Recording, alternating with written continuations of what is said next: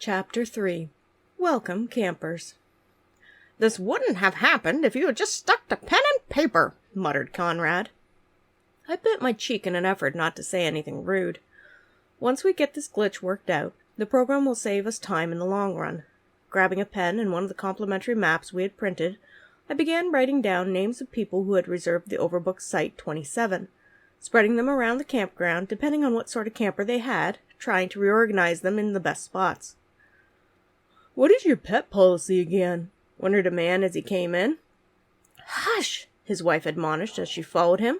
"Some campgrounds don't allow pets." "We do," I mentioned, giving them a smile and greeting. "Welcome to the Happy Camper Resort. Pets must be leashed at all times. You're responsible for picking up after them and keeping them under your control." "Oh, good," he said in obvious relief. "What about the age of the camper?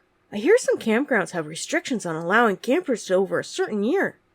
"Not us," I assured him as Conrad laid out another waiver form to be signed. "We accept vintage campers. As long as you're able to bring them in and out in one piece, you are welcome to camp with us." "Honey, why don't you just get the forms done? It's getting late and I would like to get settled in after such a long drive," the wife commented, trying to stifle his questioning. "I know we should have researched everything before," the man confided as he signed the form with a flourish. "However, everything was booked so fast for this weekend. It was a last-minute decision to come to the barbecue fest and see the shops. My wife loves the small-town atmosphere." "I heard there's a quilting shop," she confided. "I just love quilts. I buy them for my kids and other family members. Someone said there was an art gallery in town as well."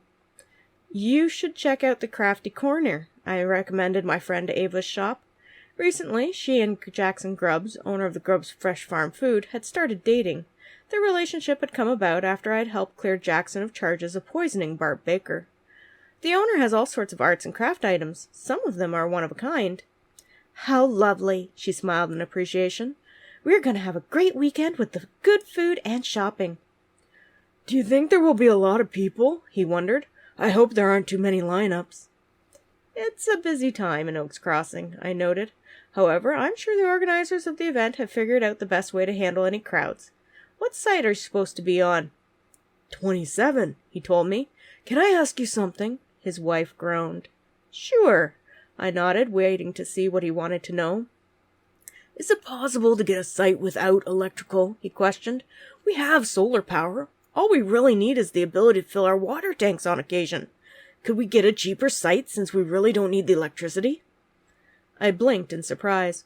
"Sure," Conrad quickly capitalized on the idea. "We can shave a little off the price. Here, you can have Lot 30, Side B. It's the primitive camping area. When you need to fill up with water, just bring your hose over to Lot 30, Side A. I'm right there, and with both our hoses, I'm sure we can reach and get you set for water without even moving your camper." Conrad showed him on the map while I ran their credit card through the machine at the slightly discounted rate. Once they had left, I turned to Conrad.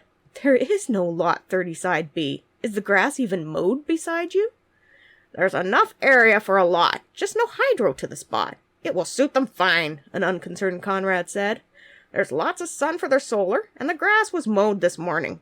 I had thought to use it for tent campers if we needed it, but this will work too." "Then where are we going to put the extra tent campers that are coming?" I questioned, looking at the map. The other site that we had designed for them was now filled up. If I stuck even one more tent in the patch of grass, they would start tripping over one another. "Right here," Conrad pointed. "It's a little area beside the beach. They'll love having a view of the lake. You can charge premium for the spot. All you need to do is get Ivan to mow it and clear the area before the morning checks in. Tomorrow I have a group of 12 tenters arriving." "I suppose I will go talk to Ivan then," I mumbled, realizing that I was not looking forward to the conversation. "Get Topher too," ordered Conrad as he glared at the computer screen, which updated to show another booking. "Now there's another booking for Site 27. He needs to get his friend to fix this before we have to stack people on top of one another." Taking a deep breath, I agreed. "I will go talk to them. Maybe there's a way to shut down the reservations for now." "You'd better hurry," Conrad pointed to the screen. 27 just got booked again. "Hi, we're here to sign in." A man and two kids came in. "I'm surprised the office is open this late." It's uncommon, groused Conrad, laying another form on the counter with a pen. Don't get used to it. Welcome to Happy Camper Resort, I mentioned as I quickly passed them, leaving Conrad to sort out where this new camper was staying. Making a beeline for the tenting area where I knew Topher was most likely to be, I headed down the dirt road. "Ivy!" An agitated Agatha waved her cane in the air from her cluttered front yard. "I need to speak to you." With a sigh, I passed the cheap and fading Christmas decorations to get to her camper. Agatha had put out a multitude of chintzy tinsel decor some year long ago which hadn't been taken down since. A motion-censored Santa let out a garbled ho ho ho as I passed it. "Hi, Agatha," I mustered up a smile. "What can I help you with?" Agatha motioned for me to come closer, whispering in a voice that was nearly as loud as her regular talking voice. "I don't know who is in charge of what people go to what lot, but they need some lessons." "Is there a problem with your neighbors?" I gently questioned. "They'll likely only be here for the weekend." "They are a bit," she hesitated, "rowdy." "Would you like me to have a word with them?" I offered. "I can ask them to quiet down." "Oh, no," gasped Agatha. "I would never ask you to do that. You're just an itty-bitty thing, Ivy. You can't go talking to strange men, trying to tell them what to do." "Since I own the campground, I rather think I can," I said dryly. "Just let me talk to them." "Ivy!"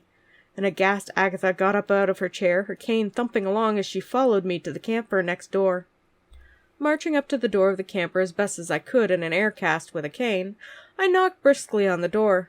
There was some heavy music going on inside, so I knocked harder. "Ivy!" hissed Agatha. "We should just leave them alone.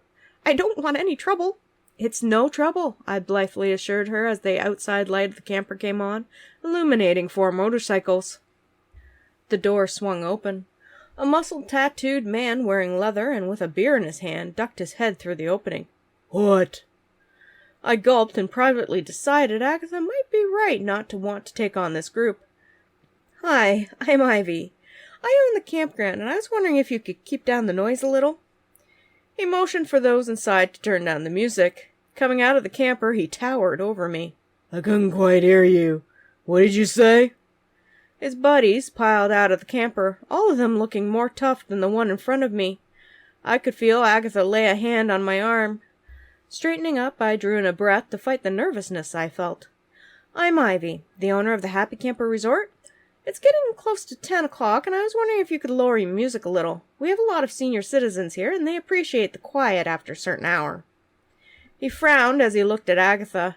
It was clear to me that he was making the connection that Agatha had been the one to complain.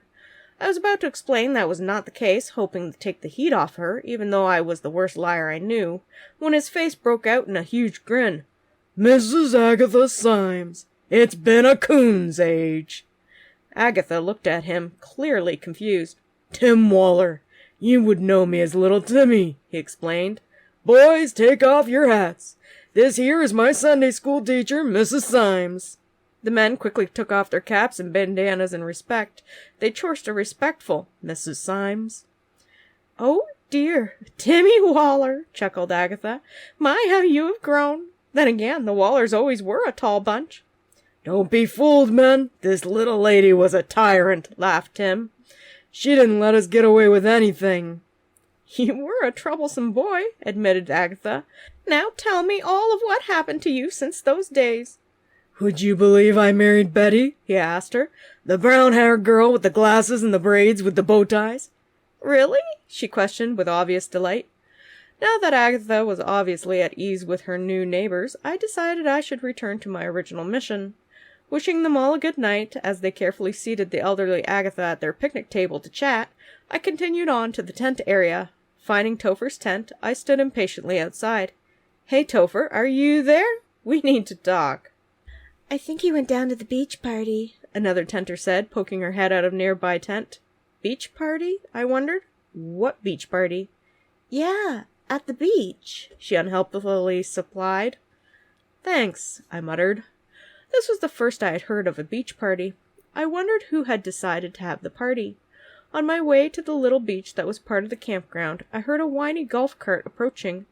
Sticking up my thumb like a hitchhiker, I flagged down Herb. "Can I get a ride?" Sure thing, Ivy, agreed Herb readily. The tan, retired dentist spent most of the time either dog-sitting for me, fishing, or golfing with his buddies. Get on in. I have a few more people to pick up and drop off as well. Excuse me? I questioned as I carefully brought my injured foot inside the golf cart. I'm making a bit of extra cash ferrying people back and forth throughout the campground, explained Herb, flooring the gas pedal as always. We zipped along the road. Kind of like a taxi service. People are paying you for this? I wondered in concern. Is that legal? Herb shrugged, slowing down to pick up a couple from lot 14. No idea. Thanks for the ride, the woman said, setting a camping chair and beach bag against her. It would have been tiresome to carry this all down to the beach. Here you go. The man leaned forward, handing Herb a $5 bill. Happy to be of service at the Happy Camper Resort, returned the cheery Herb, pocketing the money before flooring it again. I grabbed the seat of the golf cart as we bounced over a pothole. The owner of this campground really should think about fixing the roads, mentioned the woman in irritation. They could use some gravel or paving. I decided to keep quiet on that little criticism. Road conditions were the least of my worries at the moment. New owner is making improvements, Herb responded in my defense. It just takes a little time. I heard the pool was not open, complained the man. What sort of campground doesn't have a pool? This one, I mentioned with gritted teeth. The pool is coming soon. Not soon enough, mentioned the woman. The weather promises to be sweltering all weekend. Good thing there is a lake, I pointed out. With no lifeguard, tutted the woman. Is that even safe? Speaking of the beach, Herb put on the brakes. Here we are. Have a good time at the party. The beach looked packed with people. Most were hanging out on blankets or in camping chairs. Near the leaning kayak shack, a stage had been set up, and someone was playing a guitar while singing a soft ballad. What is going on here? I wondered. I felt like as the campground got busier, I was consulted less, and my group of senior citizens were full of surprises that weren't necessarily welcome. It's open mic night, advised Herb. We thought it'd be a great way to keep some of the campers entertained. Everyone signs up and shows off their talents. It's drawing quite a crowd. Is that Mabel? I watched a gray-haired woman handing something out to a child from a large canvas bag she wore before collecting money. What is she doing? Selling treats, explained Herb. You know, candy bars, chips, peanut packs, those sorts of things. I think Lionel's around selling cold cans of soda. We are taking turns to make it a success. There goes Loretta. She's selling extra hoodies in case anyone gets cool as the evening wears on. While the Happy Camper Resort did have a venue and events license, I was not certain if this qualified. Shaking my head, I just hoped no one would report us. Herb, are you available to watch The Office for a while this weekend? Nope, replied Herb. I'm gonna make some sweet barbecue wings. I'm in the competition and will be busy all weekend long. Wait, what about changing those outdoor light bulbs around the campground? I asked in concern. You said you would get those done so we could have more light around here at night. That'll have to wait until next weekend, shrugged Herb. I rented the machine that lifts people to the height of the lamps, I said in dismay.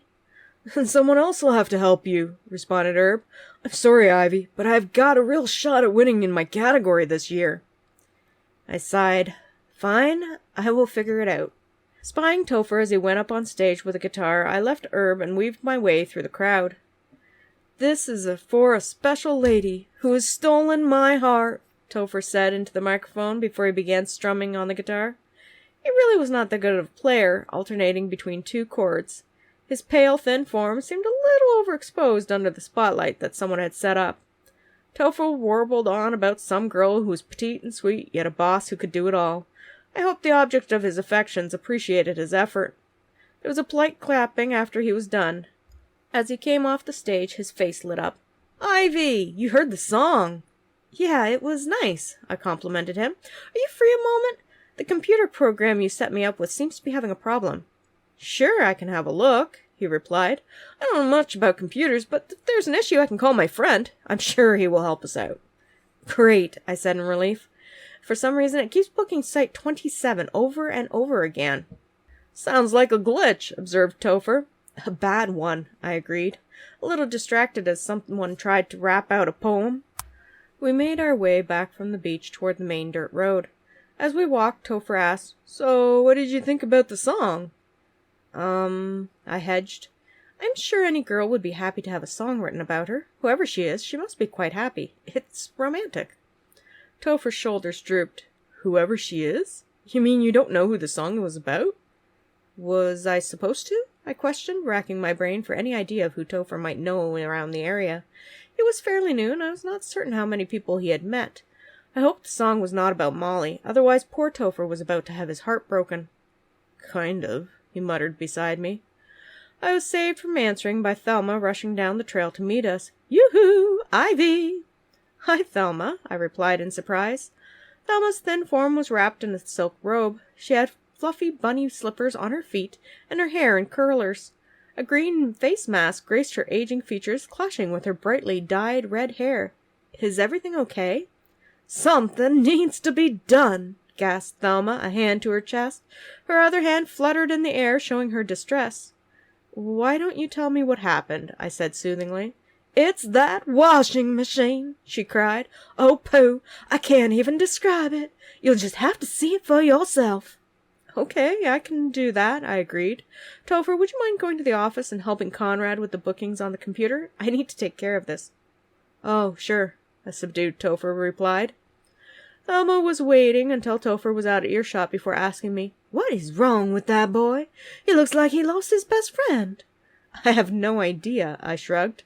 Something about a song about a girl? He asked my opinion. I tried to be nice about it, but honestly, it was not a very good song. Oh, honey, murmured Thelma, putting a hand to her mouth, that boy likes you, and you are totally oblivious. Thelma was always trying to matchmake. I rolled my eyes. I highly doubt that. Topher is a nice guy and very helpful, but he doesn't like me in that way. He is sweet on you, insisted Thelma. Why else would he follow you around all the time? That boy will do anything you ask him to. I gave her a doubtful look. He helped you to fix your leaking camper roof. He helped you to get the computer reservation program on wholesale price. He helped you in the pool. Thelma ticked off her fingers. Topher has a mad crush on you. I slumped a little. Topher is nice, but I don't like him that way. Then you're going to have to find a way to let the boy down easy, tutted Thelma. I sighed, wondering what I was going to do when we entered the laundry room. I could hear a high-pitched squealing coming from the washing machine. Putting my hands over my ears, I looked at Thelma in shock. What is wrong with it? She shook her head and gestured at the washer, which was practically dancing in a tight circle. It was halfway out from the line of other washing machines that had already given up the ghost. It vibrated with a terrifying wail. I came in to do my load of laundry and found it like this. Is that smoke? I yelled in disbelief. Maybe my eyes were playing tricks on me, yet it certainly looked like it could be a wisp of gray coming from the back of the machine. It was difficult to see with all the shaking the washer was doing. Oh, goodness gracious! Shouted Thelma in alarm. Where's the fire extinguisher? Tossing my cane to the side, I grabbed the old and heavy fire extinguisher from the wall. Yanking the pin out, I pointed the nozzle at the machine and squeezed the trigger. Nothing. What? I exclaimed, incredulous the extinguisher was not working. Repeating my actions, I achieved the same result. Tapping the pressure gauge, I noted there was no pressure whatsoever in the chamber. Is this used? Who does that? Who uses a fire extinguisher, then doesn't replace it? Suddenly, I was pushed out of the way. Stumbling a little, I dropped the heavy fire extinguisher, breaking a tile on the laundry room floor as I grabbed the large folding table to stay upright. The wailing of the washing machine stopped abruptly as a frowning Ivan held up the now unplugged electrical cord.